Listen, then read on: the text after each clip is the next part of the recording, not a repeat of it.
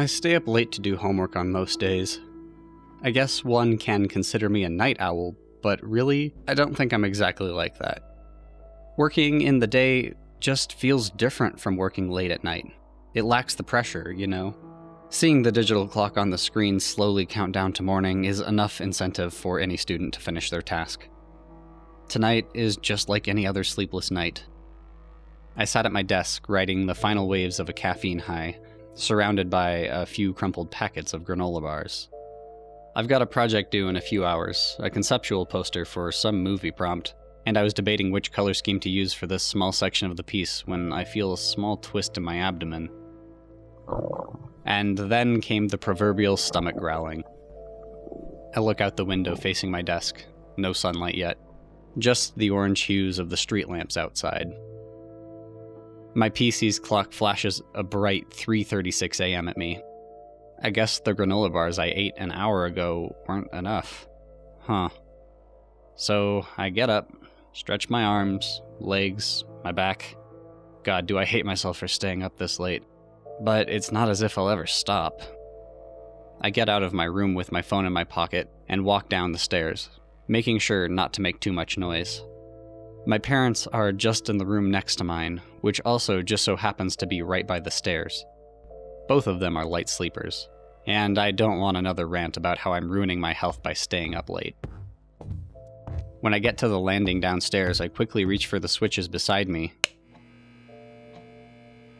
It feels relieving to see the furniture around the living room illuminated now and not shrouded by a pitch-black darkness. I don't like to think of myself as a wimp, but I don't like the dark, and I'm not afraid to admit that. I head over to the kitchen and straight to the fridge, taking out some milk and then grabbing a box of cereal. All routine, all routine. It's a silent night. The only sounds are the languid ticking of the wall clock and the light bulb's low, almost indiscernible buzzing. Dad's awfully quiet. I mumble as the milk pours down the bowl. Dad's got sleep apnea. I don't know the technicalities, but usually I hear him snoring from this point in the house. After all, it's not exactly a big house. Sometimes, though, he's quiet. Like today, it seems. Some days, I like it quiet. Other days, I don't. Because hearing his snoring from all the way down here does bring me comfort. It reminds me that even in the quiet, I'm not alone in this house. I look up at the clock. It reads 3:38 a.m. Huh. Has it only been 2 minutes? I guess it's broken. The minute hand seems to be moving erratically. I guess I'll have to tell Dad about it in the morning. I've never been a fan of analog clocks. They're always so noisy, anxiety-inducing, especially at night. And they break quite easily. Case in point. When I finish my small snack, I shove the bowl under the cold tap, rinsing it off quickly, and placing it on the drying rack. On normal days, I like to take my time, scrub the thing twice, lounge around the nearby sofa, scroll through my phone, anything to stall getting back to work. But there are some days I feel strangely anxious. The clock keeps ticking. The light bulb continues to buzz. I can't hear anything else. I collect my phone from the table, put the cereal back, and place the milk in the fridge. But as I reach the ground floor landing, I pause, my hand hovering over the switch. I hear my heart pounding in my chest. You know those days when you feel like something is watching you? That something's there, unseen, unreachable, but it's there? That whatever's out there is just waiting for you to turn the light off so they can do whatever they want to do with you? Today is one of those days. Maybe it's all in my head. Maybe it's not. But I suck in a breath and force myself to look back. To see, to confirm that there is, in fact, nothing there. And everything's the same. All in one place. And there's nothing but me and the living room, and the buzzing light and the ticking clock. I breathe out slowly, relieved.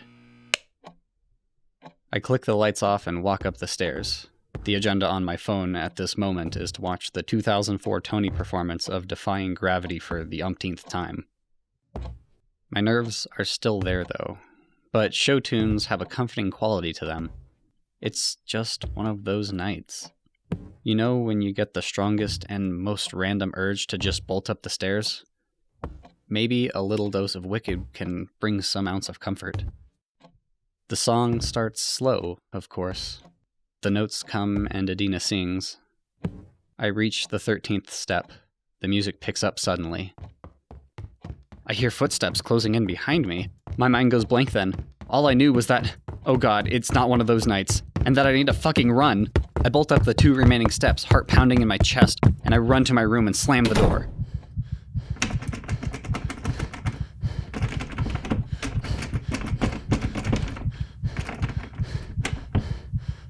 It wasn't even a minute, but I felt the coldest sweat rolling down my temple. My chest feels heavier. It's harder to breathe with the constant hammering in my ribcage. I keep my attention focused on the door. For how long? I don't know.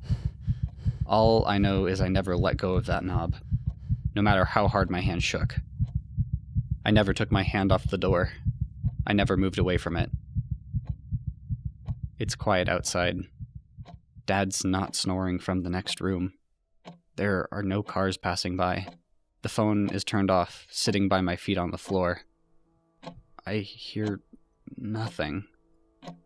Except that ticking clock. I turn around. A wide, inhuman smile stares at me from a face that's too misshapen, from a body that's too long, staring at me from behind the window. A long nail drags across the glass. The smile widens. Large, uneven teeth gnash against one another.